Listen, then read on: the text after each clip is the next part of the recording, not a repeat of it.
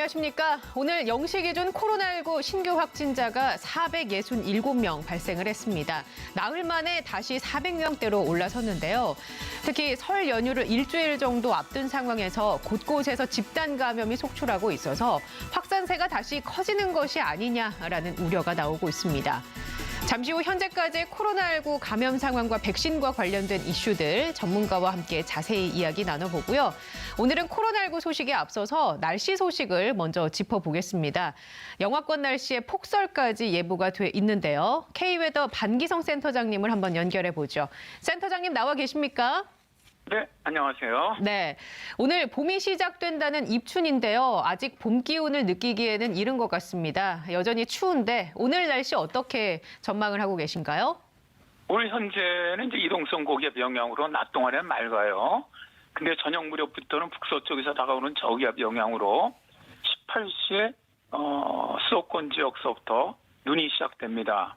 그래서 강원 영서 충남 북부에 이어지면서 밤에는 그 밖에 중부지방, 전북, 경북 북부지방 쪽으로 눈이 확대되어 있고요. 이 눈은 수도권 지역은 내일 새벽 3시까지 눈이 내리고요. 전남권, 경북권 남부 내륙, 제주도 지역은 내일 새벽 6시까지 비 또는 눈이 내리는 곳 있겠습니다. 네, 폭설이 내릴 거라고 얘기해 주셨는데 예상 적설량은 얼마나 될까요? 이번 눈은 인천 등 경기 서부 지역은 18시, 서울 등 중부지방은 대개 한 20시부터 강하게 시작할 거로 보이는데요. 오늘 밤 21시부터 24시가 가장 눈이 많이 오는 시간입니다. 이때는 대기 불안 정으로 해서 구름대가 굉장히 높게 발달할 것으로 보이거든요. 따라서 수도권을 포함한 중부지방은 대개 5에서 10cm의 폭설이 내리겠고요. 특히 이제 강한 바람과 지형적 영향을 받는 경기 동부 지역, 강원 영서 지역으로는 15cm 이상의 많은 눈이 내리는 곳도 있겠습니다. 지금 대설주의보 기준이 24시간 이내에 적설이 5cm 이상이거든요. 현재는 중부지방을 중심으로 밤부터 대설특보가 발효가 됩니다. 예, 알겠습니다. 퇴근길 걱정입니다. 내일 출근길까지 빙판길의 교통대란이 예상되는데 어떤 대비를 해야 할까요? 일단 인천과 경기 서부 지역은 퇴근 시간대 18시부터 눈이 내리기 시작을 합니다. 가급적 대중교통 좀 이용하셨으면 좋겠고요. 서울은 이제 20시부터 본격적인 눈이 시작되는데 이왕이면 오늘은 좀 일찍 퇴근하시고요. 늦게 퇴근하시는 분들은 대중교통 이용하셨으면 좋겠습니다. 왜냐하면 내일 아침에도 눈이 얼어붙어서 도로가 미끄러운 곳이 많을 것으로 보이기 때문입니다. 눈이 내릴 때는 그 가시거리가 굉장히 짧아집니다. 또 눈으로 인해서 매우 길이 미끄럽기 때문에 좀 운전에 유의하셨으면 좋겠고요. 중부지방에서는 이 터널의 이출 구간의 기상 상황이 매우 다릅니다. 따라서 차량 운행을 할 때 충분한 안전거리 확보하시고 교통안전에 각별히 좀 유의하셨으면 좋겠고요. 눈이 내리면 이제 메인 도로는 아무래도 염화칼슘을 뿌리니까라도 녹는데 이면도로라든가 골목길 등은 눈이 그대로 쌓입니다. 그리고 바로 얼어붙으면서 빙판길이 예상이 되니까 약상이라든가 보행자 안전에도 각별히 유의하시기 바랍니다. 네, 올겨울에 유난히 눈이 내리는 날이 많습니다. 눈이 그치면 다시 추워질까요? 그래도 다행히 이번에 눈 내리고 난 다음에는 추위는 그렇게 강하지는 않습니다. 내일은 낮 동안에도 계속 영하권의 추위는 이어지지만 모레부터는 거의 평년 기온으로 일단 회복되면서 당분간은 평년보다 약간 기온이 높은 그런 날씨가 이어질 것으로 예상이 됩니다. 네, 지금까지 반기성 K웨더 센터장님과 함께 얘기 나눴습니다. 고맙습니다. 네, 감사합니다. 네, 이어서 코로나19 상황 짚어보겠습니다. 서울대우 중앙대 약학대학 교수 모셨습니다. 안녕하십니까? 네, 안녕하세요. 네, 오늘 신규 확진자가 467명이 나왔습니다. 그동안 300명대 유지하다가 다시 400명대 넘어섰고요. 오늘이 수요일입니다. 오늘 추이 어떻게 보고 계십니까? 언제나 이 자리에서 여러 번 말씀드렸는데 일주일에서 수, 목, 금, 토가 올바로 반영이 되면서 제일 중요하다 그랬죠. 그러니까 오늘은 어제보다 다소 늘어날 걸로 예상은 되었습니다. 그런데 생각보다는 많이 늘어난 거죠. 더 중요한 게 있는데요. 감염 경로를 모르는 게 지난 2주 동안에 약 20% 정도 됩니다. 제가 어제 다소 줄어드는 것 같기는 하지만은 조용한 전파가 고개를 내밀고 있다. 그러면서 다시 내용적으로 좀 나빠지는 것 같다. 그 말씀을 드렸지 않습니까?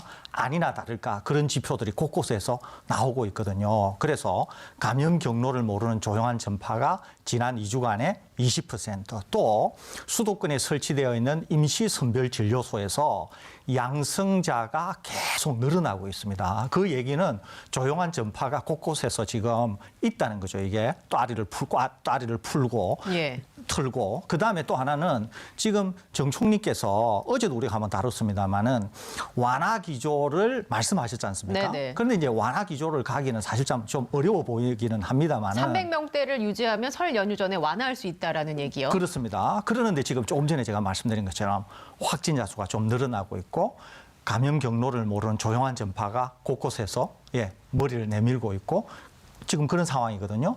만일에 완화가 되면 더 어려워질 수 있겠죠. 그렇기 때문에 지금 상황이 그렇게 썩 좋지는 않다. 하향 안정화는 되고 있지만은 좋지는 않다. 그리고 백신 접종을 앞두고 있기 때문에 확진자 수는 더 떨어뜨려야 된다. 왜 더 떨어뜨려야 되나 하는 건 제가 다시 좀 이따가 설명드릴 예. 건데 그런 점에서 지금도 여전히 주의를 기울여야 될 구간에 있다. 이렇게 볼 수 있겠습니다. 또 한 가지 걱정거리가 있는데요. 동부구치소에 이어서 서울 남부교도소에서 수감자 9명이 확진 판정을 받았습니다.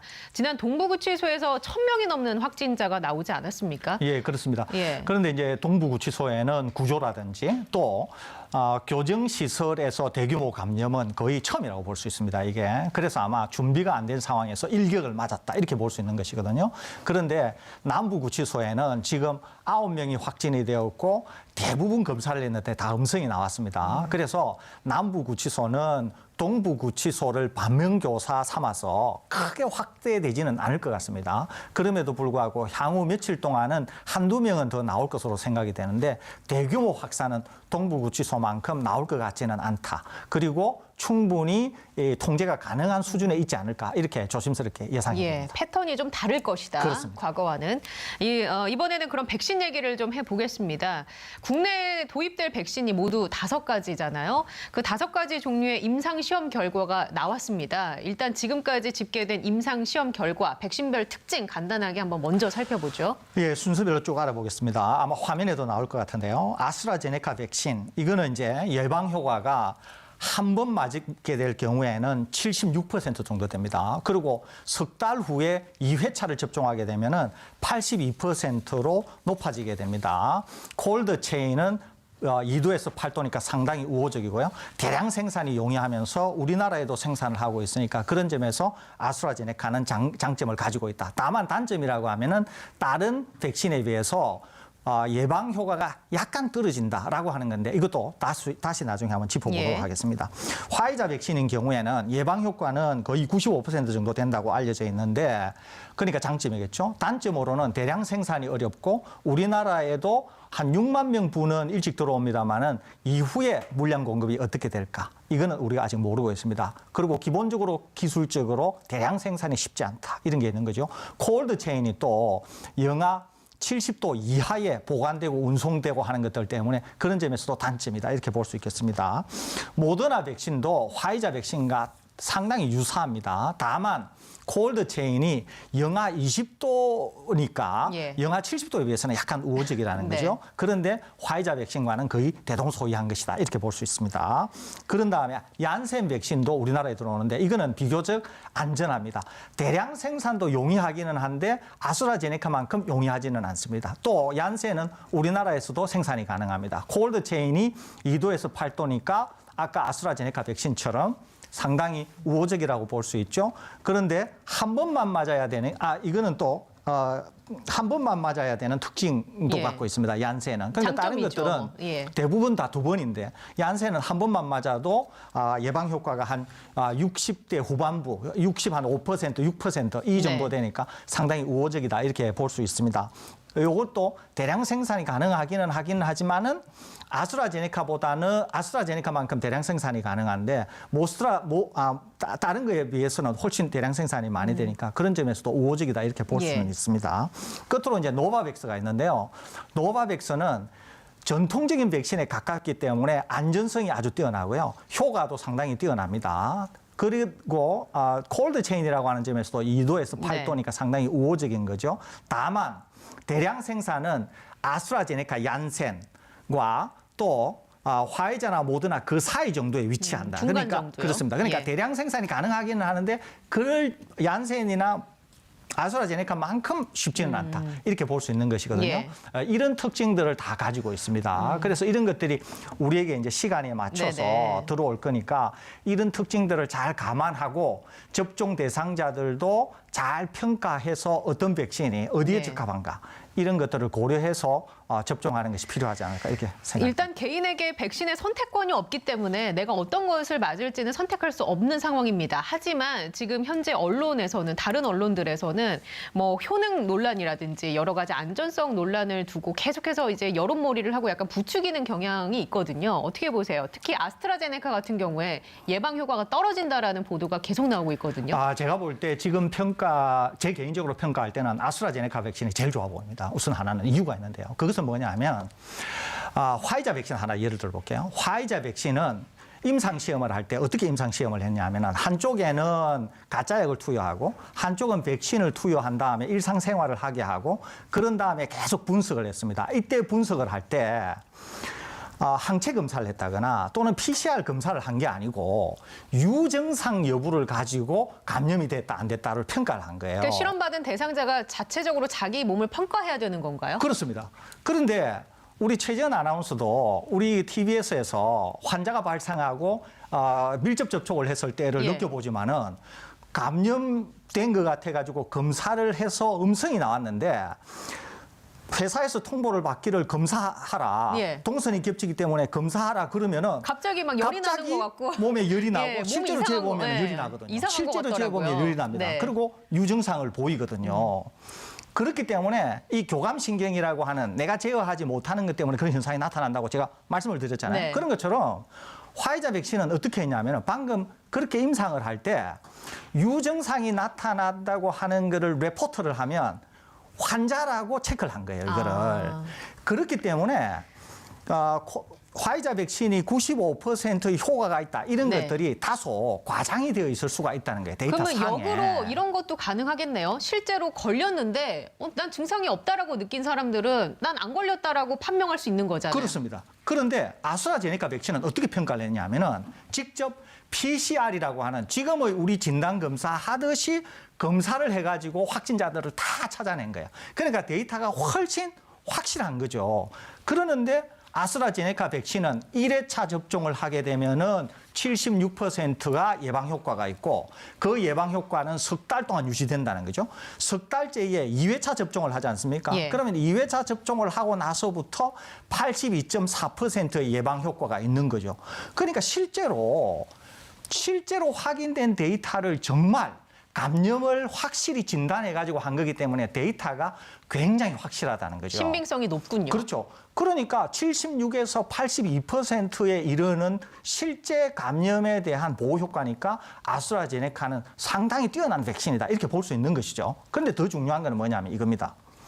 화이자 백신은 젊은 사람이든 나이 든 사람이든 비교적 실제로 중증 부작용을 일으키지는 않지만 경증 부작용, 맞은 자리가 부풀어 오른다거나 열이 난다거나 하는 경증 부작용이라고 하더라도 그 경증 부작용의 크기가 좀 크다는 거예요. 그래서 알레르기 병력이 있는 사람이나 나이가 지나치게 많으면서 기저질환이 있는 분들은 그 경증 반응도 위험할 수 있다는 거예요. 그게 예. 알레르기 중증 반응은 물론 위험하지만 그래서 그런 분들에게는 접종을 권하지 않는다라고 하는 것이거든요. 그런데 아스트라제네카 백신은 조금 전에 말씀드린 것처럼 보호 효과도 굉장히 뛰어난데 연령에 상관없이 또 기저질환에 상관없이 상당히 안전한 백신으로 실제 현장에서뿐만 아니라 임상시험에서도 효과가 나타났다는 거예요, 그게. 지난 1월부터 영국 정부에서는 아스트라제네카 백신을 투여를 했는데 아직까지 보고된 이상 반응 사례는 없는 거죠? 전혀 없습니다. 예. 그러니까 우리나라에 동시에 아스트라제네카 백신하고 화이자 백신이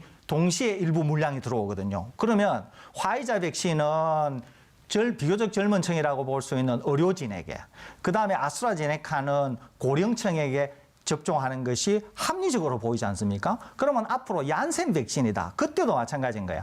얀센 백신은 아까 또 어떤 예. 안전성이나 이런 거에 있어서 또 한 번 접종하고 이렇기 네. 때문에 어떤 특징이 있는 거잖아요. 또 노바백스만 하더라도 전통 백신에 가까우니까 안전하고 효과도 있는 거잖아요. 그러니까 각 백신이 가지고 있는 특징이 있다는 거예요. 그러니까 맞는 사람이 백신을 선택할 수는 없지만 방역 당국에서는 각 백신이 가지고 있는 특징이 있기 때문에 그 특징을 가지고 그 특징에 맞게 분배를 한다고 하는 것도 상당히 중요할 수 있다는 거예요. 동시에 콜드 체인이 우호적이지 않은 것들은 반드시 접종자가 접종 센터로 가야 되지 않습니까? 정해진 시간과 약속된 장소예요. 그렇습니다. 예. 그러는데 요양원이나 요양병원에 만일에 고령자이면서 기저질환이 있는 분들은 활동 자체, 움직임 자체가 불편하다는 거죠.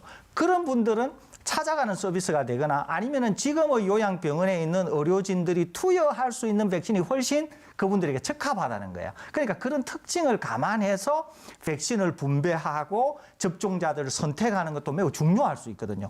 그렇기 때문에 지금 이런 어떤 각 백신이 가지고 있는 특징들 이런 것들을 알게 되고 방역 당국이 그렇게 해서 매치를 한다고 하는 것도 상당히 중요한 포인트일 수 있다. 이렇게 우리가 이해할 수 있겠습니다. 예, 그 전략적인 판단이 굉장히 중요할 것 같습니다. 그렇습니다. 어쨌거나 사람 인체에 투여되는 거기 때문에 정부 당국이 이런 전략적인 판단을 통해서 집행을 했으면 좋겠고요. 또 이런 것도 걱정입니다. 백신 접종에 있어서 불평등이 없어야 할 텐데요. 얼마 전에 노숙인 센터에서도 감염자가 나왔고 확진자가 이런 취약계층이라든지 아니면 비정규직 뭐 택배하시는 분들 뭐 바쁘고 시간이 없어서 못 맞고 이런 것들이 좀 우리가 어떻게 고려를 해볼 만한 포인트가 있지 않을까 생각이 들거든요. 충분히 고려해봐야 됩니다. 예. 이것도 백신 특징하고 관계가 있는데요. 예를 들면 노숙자 분들이라고 해볼까요? 예. 노숙자 분들은 정보가 잘 취합이 안 되기 때문에 이분들에게 접종을 하는 게 쉽지가 않습니다. 그렇기 때문에 오히려 이분들에게는 찾아가는 서비스가 필요할 것 같거든요. 또 이분들이 많이 모이는 곳에 접종이 일어나야 될 것 같잖아요. 그러니까 오히려 2도에서 8도 콜드 체인을 가지고 있으면서 쉽게 접종이 되는 그런 백신이라야 이런 분들한테 적합하다는 거죠. 이런 분들에게 화이자 백신을 접종한다. 예. 이게 적합하지 않은 거죠. 그러니까 이동이 용이하고 콜드체인이 좀 우호적인 백신이요. 그렇습니다. 예. 그렇기 때문에 이런 분들에게 맞는 백신 접종을 하게 되면 이런 분들에게도 편하고 예. 접종하는 당국으로서도 충분히 이런 분들의 사각지대에서 구해낼 수 있기 때문에 그런 점에서 접근해야 되지 않을까 이렇게 생각합니다. 네, 알겠습니다.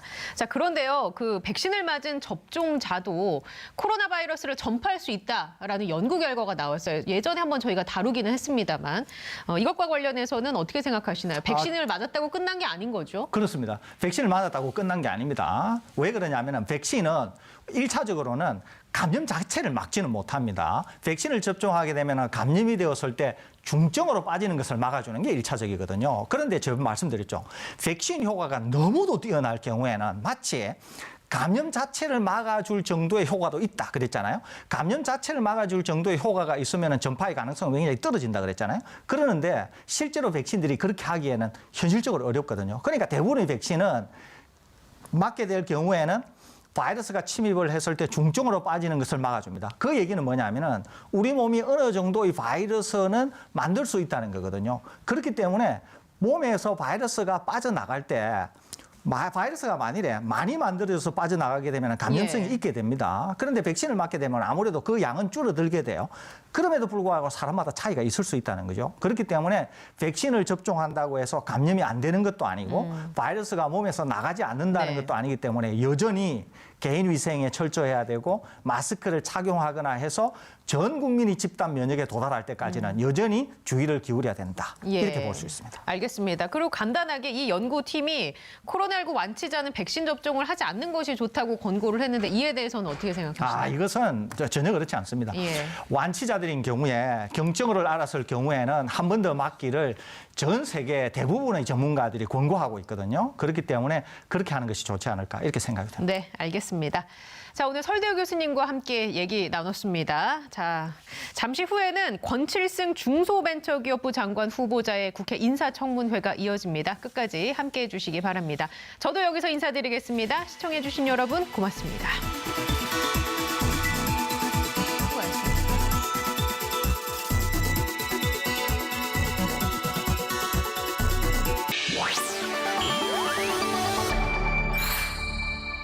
TBS